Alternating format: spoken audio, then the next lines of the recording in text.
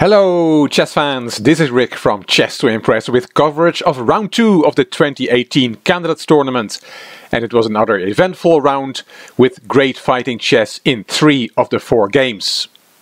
These were the pairings of round 2 played on Sunday, March 11th.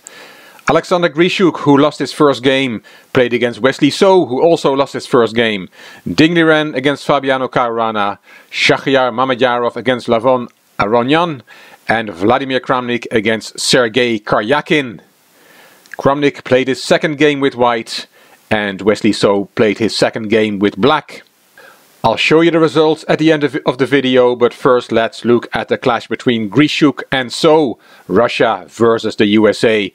So far before this game, they only had played one game against each other, which was won by So this was only the second time they played each other in a classical game. A few pictures from the live broadcast, Grischuk here on the left and Wesley So on the right. And because you can't see his face, here is a close-up from Wesley So. Let's look at our game. Grischuk is white, So is black. Grischuk opened e4, e5, the classical reply to e4, knight f3, knight c6, bishop b5, the Ruy Lopez, the Spanish opening, a6, bishop back, knight f6, Grischuk castled, bishop e7, and here d3, a very topical move to avoid the martial attack. b5, bishop back, d6, and now an important move, c3, otherwise black plays knight a5 and captures that bishop, which is an important piece for white. But after c3, if knight a5 comes, the bishop can drop back to c2. Wesley So castled, h3 from Grischuk, bishop b7 and knight b d2. White is going to develop his pieces before thinking of pushing in the center with d3, d4. Rook e8 and knight g5. And now white has a threat of coming into f7, taking on f7, because both bishop and knight are attacking that pawn. So Wesley So took his last move back, rook f8, and we have seen many games in the history of the game with the knight going back to f3, rook e8, knight g5, rook f8 with a move repetition and a very quick draw. But that was not going to happen in this game. After the rook went back to f8, Grischuk played rook e1. And now it was Wesley So who first pushed in the center with d5. And after the game, Alexander Grischuk said, "I was very surprised by this move. Black has lost tempi in the opening and then played d5. It should be really bad, but I could not find anything tactically." Yes, of course, black has lost some time with the rook e8 and rook f8 maneuver. And then he pushes in the center. Grischuk thought it was bad, but could not refute it. He took on d5, So took back with the knight. And now Grischuk said afterwards he should have played knight de4 here, but he decided on knight df3. White will only remove his knight after black has weakened his kingside somewhat with the h6 push. Queen d7 from So, and d4 now from Grischuk. So took, c takes, there comes h6, and the knight went to e4. Grischuk said here, white is definitely not worse, but it's not clear if he's better. Rook f8 again. That rook was there before from Wesley So on the open file. Bishop d2, knight f6. Grischuk played rook c1 here and said in the analysis afterwards that he thought of d5. He showed this variation. Knight takes that pawn, and then bishop takes h6. Spectacular, but of course it's a discovered attack now on this knight. G takes, bishop takes d5, rook a d8, and Grischuk said it's very likely that the queens will get exchanged and black is completely fine here. And the engine agrees with Grischuk's assessment. So as said, he played rook c1 instead of d5. And here Wesley So cannot take on d4. That would be a blunder because of bishop takes f7 check. That f7 pawn is weak in so many variations in the open games. Because after king takes f7 there is knight e5 check with a lovely fork on king and queen. So after rook c1 you cannot take on d4, but you can take on e4, and that is what Wesley So did. Rook took back and bishop f6. Here Grischuk played rook g4 and said afterwards, this is already bad for black as he's under direct attack from my pieces. And Wesley So said the tactics didn't work for me, and once the rook got to g4 it was very annoying. I underestimated the rook lift. And he also said that he had expected rook f4 instead of rook g4, which Grischuk played. Here Wesley So played the king to h8 to unpin the g-pawn so that bishop takes h6 could be met by taking that bishop. Knight takes d4 was looked at in the analysis afterwards. It's a bad move because of knight takes d4, bishop takes d4, bishop c3, c5. This is the variation that was shown in the interview afterwards. Bishop takes, c takes, rook takes, queen e7, rook d7, rook a8 and rook c7, c to c7, and this is bad for black, and it is indeed, but instead of rook c7, white has even better. Bishop takes f7 check is a killing move here, and I'm sure Grischuk would have found it if they got this far. Anyway, that was just a variation that was looked at in the interview after the game. King h8, as said, was played by Wesley So, and not knight takes d4. Here Grischuk played rook c5, and something very funny here, he said in the analysis afterwards, here I said to myself, I have all my pieces into the attack and black is defending with one bishop. If there's no mate here, I will quit chess. And even Wesley So started to laugh after that. All white's pieces are going to attack the black king, and this is really the only defender, the bishop on f6. So Grischuk thought he had a winning position here, and the engine agrees. Rook a8 was played by Wesley So, and here Grischuk was asked about taking on h6 straight away, but he felt that he didn't have to go for that. They looked at this variation, g takes, and then queen c1, threatening to take on h6, bishop g7, rook h5, queen d6, protecting h6 one more time, and knight g5.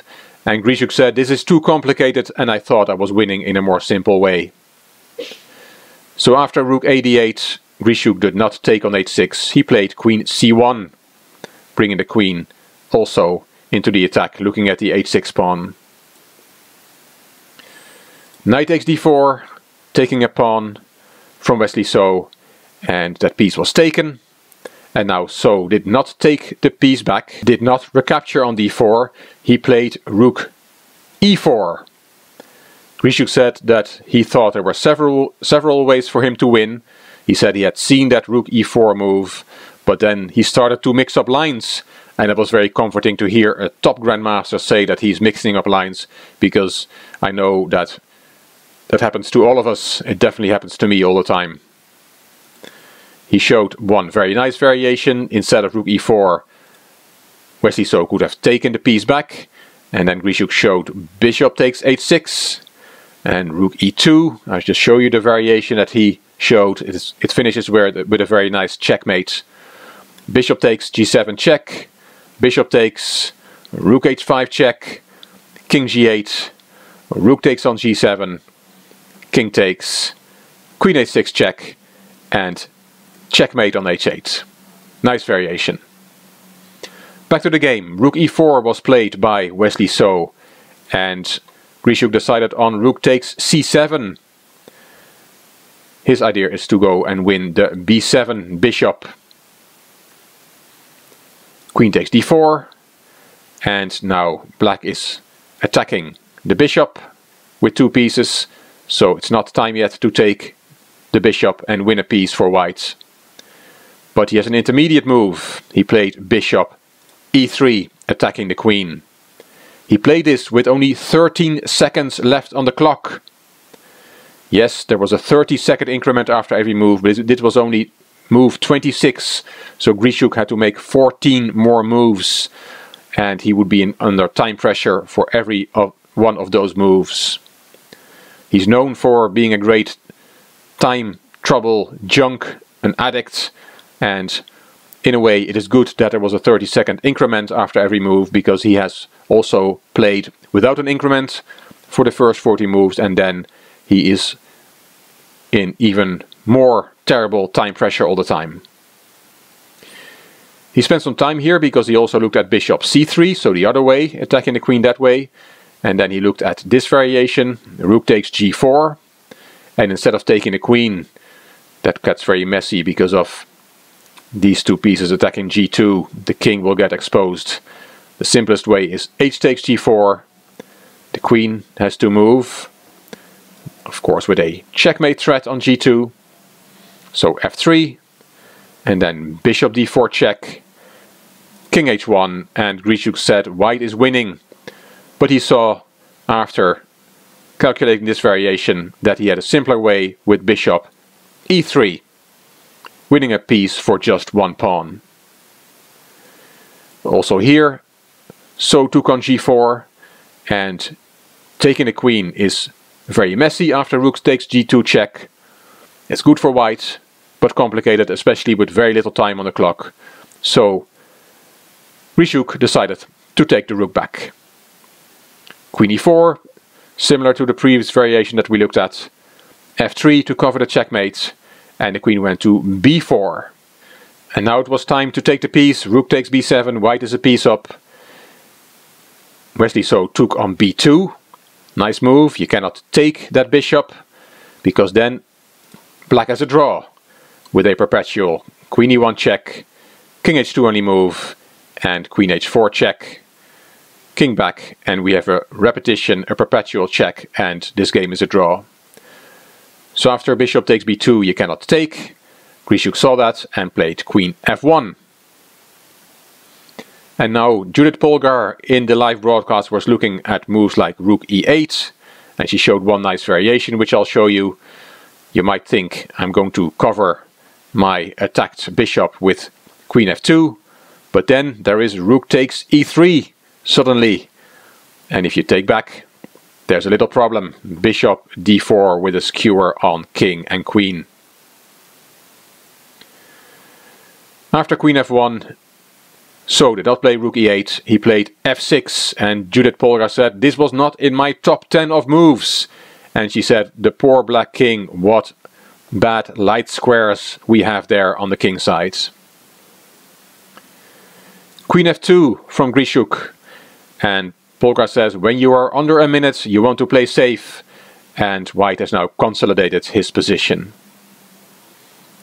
Bishop e5 from So, f4, bishop back, and g5, playing for checkmate.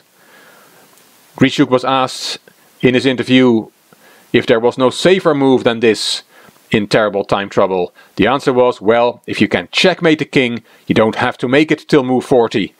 Grischuk is always there for some nice comments in his interviews. Wesley So played queen e4, hitting the rook. And it was Polgar again who showed a nice variation. She showed f takes g5 instead of queen e4, and then f takes g5 and rook f8, attacking the queen, but you can sacrifice the queen. She saw that in a flash. G takes h6, rook takes queen, and black will get checkmated. King h7, and promotion and checkmate.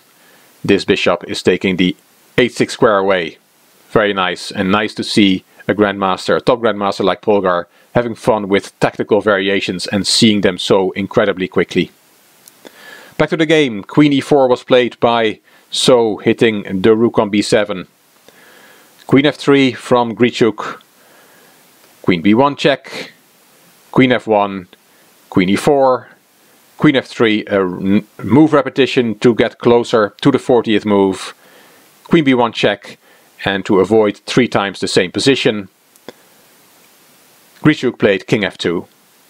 Bishop b4 was tried by Wesley So, and now black is threatening checkmate in one move with queen e1. And Grischuk said that he had missed this move when he played g5, but he said luckily it's still completely winning. Queen e2 to protect against a checkmate. Queen e4, queen f3, queen b1, and king g3 away from the danger. F takes g5, and now the king went to h2, not necessary, but safe. This was move 41, so Grischuk had made the time control and had now a lot of time on his clock again. 50 minutes was added after move 40. One more nice checkmating variation that was given by Grischuk. He said after bishop d6 in this position there is rook d7, and that is a beautiful move. You have to take the rook, but then you weaken your back rank. Queen a8 check, king h7, bishop g8 check, king g6, queen e8 check, king f5, and checkmate. Beautiful. Grischuk had seen that during the game.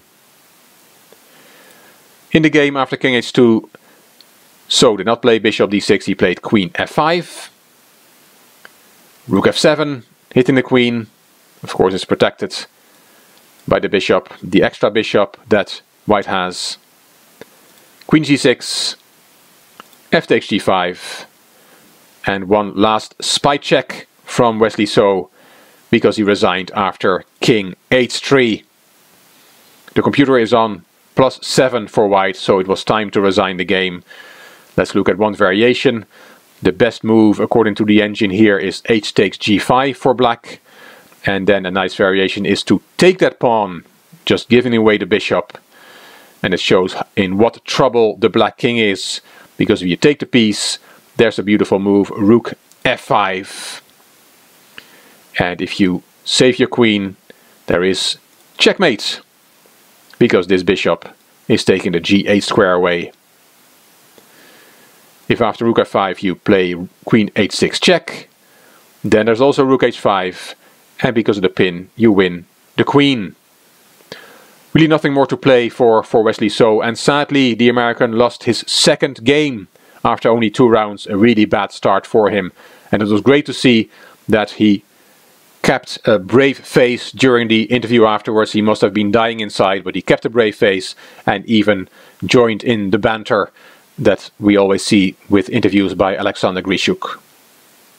Grischuk himself lost the first game against Kramnik and hits back straight away and is back on 50%. This is a picture from the press conference afterwards. Grischuk cracking jokes, the press officer Anastasia Karlovich laughing, and even Wesley So thought it was amusing. The results from round 2, we saw Grischuk against So, and the other 3 games were drawn. Ding drew Caruana, Mamedyarov drew Aronyan in a short game. That was the only short game of the round. It ended in a move repetition, and Kramnik and Karyakin also played a hard-fought draw. The standings after 2 rounds, we have 3 leaders, 3 early leaders, Mamedyarov, Kramnik and Caruana. 50% for Aronyan, Ding and Grischuk. Karyakin is on the scoreboard with his draw from today, and poor Wesley So needs to start scoring points very quickly. Round 3 will be played on Monday the 12th of March, and we will see Sergei Karyakin against Alexander Grischuk, another all-Russia clash. The people from the same country play each other in the first rounds. Levon Aronyan against Vladimir Kramnik, that's a cracker. Caruana against Mamedyarov, and Wesley So against Ding Liren. I will be here after the round to tell you what happened. Hope you enjoyed this video. I want to say thanks to Steven for his very generous donation on PayPal. I'm saving up for an external hard drive to save my video material, and I'm also looking to buy new software, a new updated chess games database. So your contributions are really helpful, and if you want to support the channel, the link is in the description box. If you liked the video, it would be great if you could give it a thumbs up and subscribe to the Chess to Impress channel. And I'm always looking forward to seeing your comments, and I will reply to all of them. You also may want to check out my Chess 2 Progress channel. The link is in the description box. This is Rick for Chess to Impress. Thank you for watching.